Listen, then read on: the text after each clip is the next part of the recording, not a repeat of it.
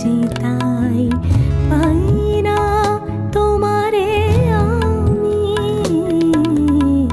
ওগো অন্তর জামি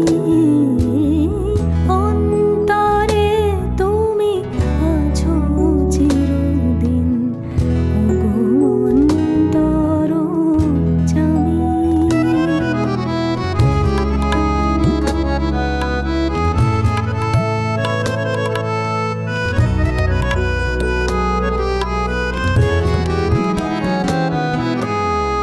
প্রাণীর মতন আত্মার সম আমাতে আছো হে অন্তরতম।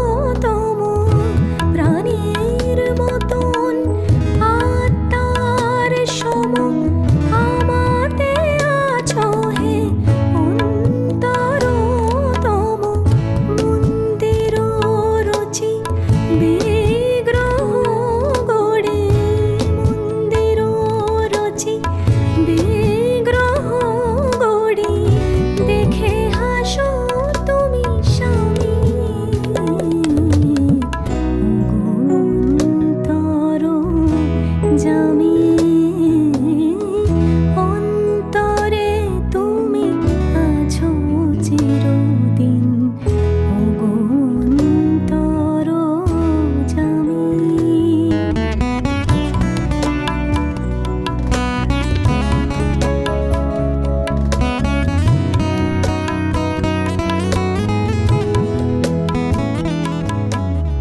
সমীরণ সম আলোর মতন বিশ্বে রয়েছ ছড়ায়ে গন্ধে কুসুমে সৌরভ সম।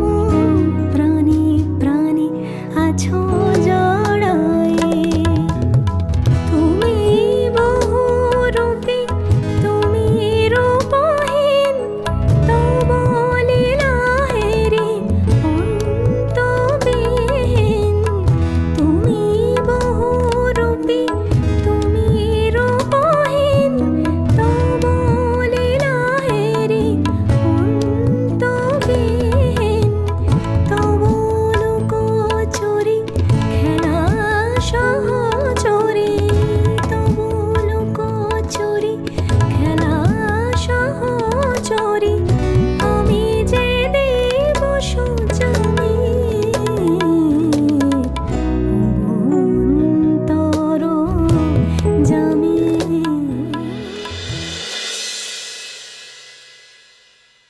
বৌদি, অমৃতা, তুমি কখন এলে? এই তো এতক্ষণ তোমার গান শুনছিলাম আর মনে মনে ভাবছিলাম এত মন প্রাণ দিয়ে ঠাকুরকে ডাকার পরেও উনি কি করে তোমার থেকে মুখ ফিরিয়ে আছেন। হেমা, তা কেন? তাহলে কি আমি আমার জীবনটা এইভাবে নতুন করে শুরু করতে পারতাম? তোমার এই শুরুটা কতটা আনন্দের তা তোমার মুখ দেখলেই বোঝা যায়। তুমি আমাকে একটু বেশি ভালোবাসো অমৃতা, তাই বোধহয় আমার কষ্টটা একটু বেশি দেখতে পাচ্ছ।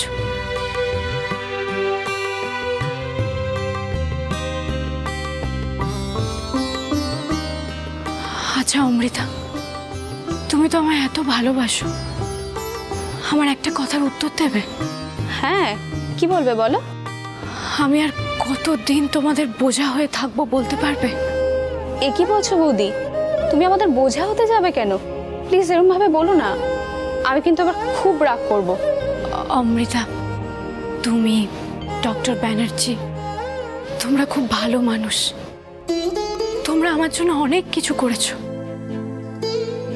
আমার ভাগ্য ভালো যে ঠাকুর তোমাদের সাথে আমায় মিলিয়ে দিয়েছে। কিন্তু আমি যে আমার বিবেকের কাছে দিনের পর দিন ছোট হয়ে যাচ্ছি অমৃতা। আমার নিজেকে খুব অপরাধী মনে হচ্ছে। তুমি তো কোনো অপরাধ করনি বৌদি, তাহলে এভাবে কেন ভাবছো?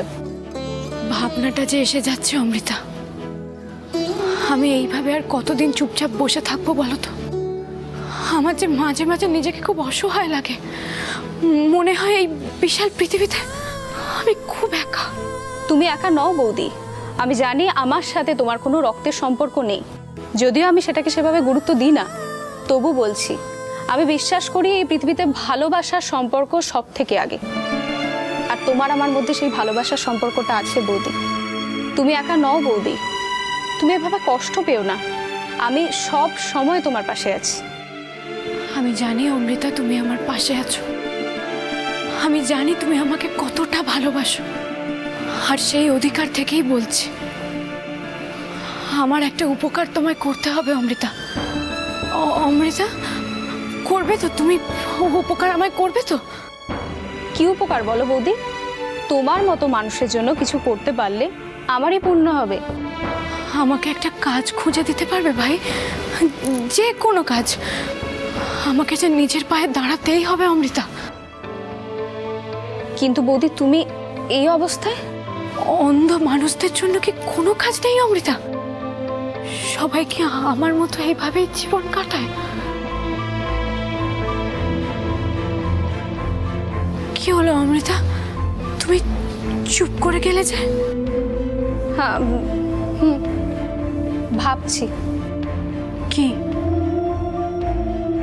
কাজ তো অনেক আছে বৌদি, কিন্তু যারা জন্মান্ধ তাদের ক্ষেত্রে ব্যাপারটা যতটা সহজ, তোমার ক্ষেত্রে ততটা নয়।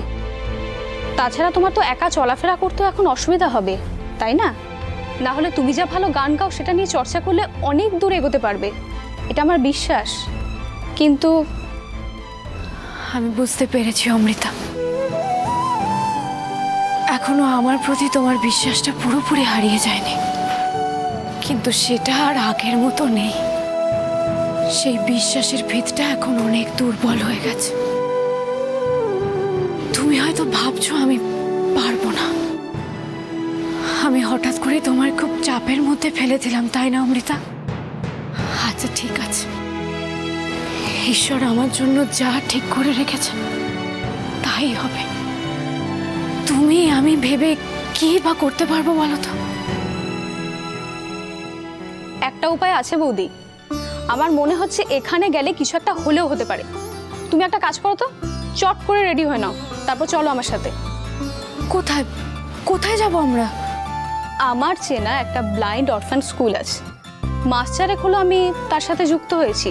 আর ওখানকার বাচ্চাদের আমি মাসে 2 বার free of cost check up করি। আমি ওদের সাথে একবার কথা বলে দেখতে পারি, ওরা যদি তোমাকে ভর্তি নিয়ে নেয় তাহলে তোমার রাস্তাটা অনেক ইজি হয়ে যাবে বৌদি।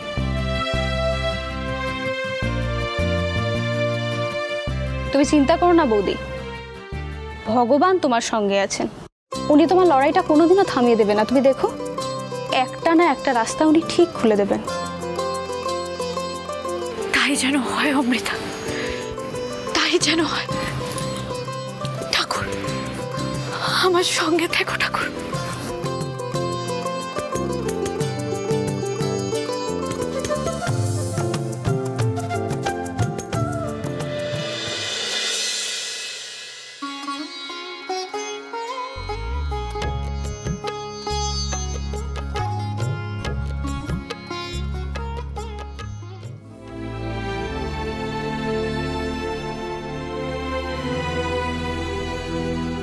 কি হলো চুমকি, থালাটা কোথায় রাখবে বুঝতে পারছো না? না হ্যাঁ কাকিমুনি। আচ্ছা কাকিমুনি, চারু হলে এই ফলের থালাটা কোথায় রাখতো? দেখো চুমকি, চারুর মতো করে রাধা মাধবের সেবা করতেন, তুমি তোমার মতো করে করোই না, তাতে তো ক্ষতি কোনো নেই। নিষ্ঠা ভরে যদি রাধা মাধবের সেবা করতে পারো না, দেখবেন উনি ঠিক খুশি হবেন। আসলে কাকিমুনি, চারুর মতন করে কাজ করতে পারলে না আমার মনটা খুব শান্তি পায়। চুমকি, তুমি যতটা করছো যথেষ্ট করছো। চারু এই বাড়ি ছেড়ে চলে যাওয়ার পর দিদিভাই ঠাকুর ঘরে আসেনি পর্যন্ত। নিজের বাতি